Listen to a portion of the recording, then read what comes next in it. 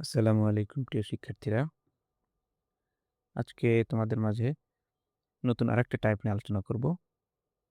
সেটা হচ্ছে সাধারণ গণিতের নবম অধ্যায় অর্থাৎ ত্রিকোণমিতির টাইপ ৩ রেডিয়ানের অঙ্কগুলো করতে। অঙ্কগুলো সাধারণত করতে অনেক সময় লাগে এবং কয়েক পৃষ্ঠা অঙ্ক করা লাগে। তো এগুলো ক্যালকুলেটরের মাধ্যমে খুব সহজেই করা যায়। বহু নির্বাচনীতে তোমাদের অনেক হেল্পফুল হবে এই পদ্ধতিটা। তো এই স্ক্রিনে তোমরা অঙ্কটি দেখতে পাচ্ছ। এই টাইপের অঙ্কগুলো তোমরা এরকম এই পদ্ধতিতে করতে পারবে। এই অঙ্কটা ২ টা পদ্ধতিতে করা যায়। একটা রেডিয়ানে ক্যালকুলেটরকে রেডিয়ান মোডে নিয়ে আরেকবার ডিগ্রি মোডেও করা যায়। ২ টা পদ্ধতি আছে।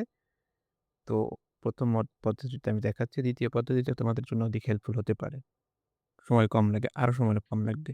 তো ১ম পদ্ধতিতে আমরা শুরু করছি। ১ম পদ্ধতিতে আমরা শুরু করব উম রেডিয়ান পদ্ধতিতে। তো শুরুতেই আমাদের ক্যালকুলেটরকে আগে রেডিয়ান মোডে নিতে হবে। এর জন্য আমাদের ১ম এ এই যে মোড আছে এখানে ক্লিক করতে হবে। ১ টা, ২ টা, ৩ টা, ৪ টা ক্লিক করতে হবে এই মোডে। দেখো এই যে RAD রেডিয়ান।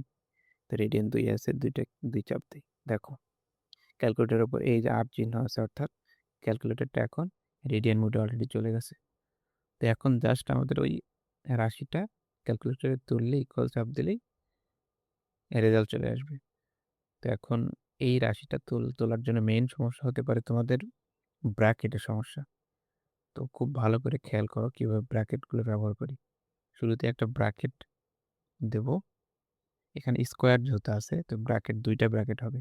প্লাসের আগে ২ টা, প্লাসের পরে ২ টা ব্র্যাকেট হবে। তো ১ম ব্র্যাকেট স্টার্ট করছি। যেহেতু ১ম এ সাইন আছে। তো স্কোয়ারটা কিন্তু শুধু সাইনের উপর না। সাইন থিটা হোল স্কোয়ার পুরো সাইন π/6 এর উপরে হোল স্কোয়ার হবে।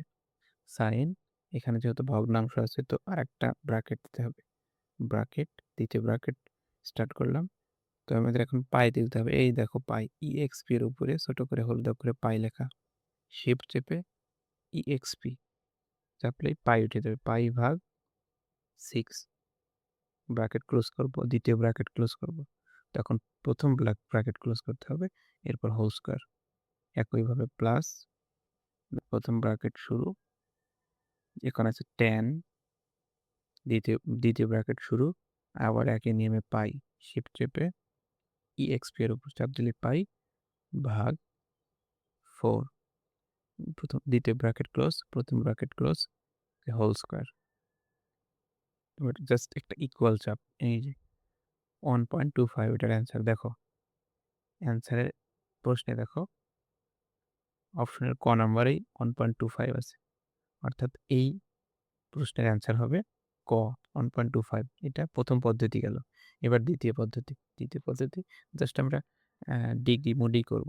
এর জন্য আমাদের ক্যালকুলেটর সাধারণ যে মোডে থাকে অর্থাৎ ডিগ্রি মোডেই সাধারণত থাকে আমরা রেডিয়ান মোডে নিয়েছিলাম।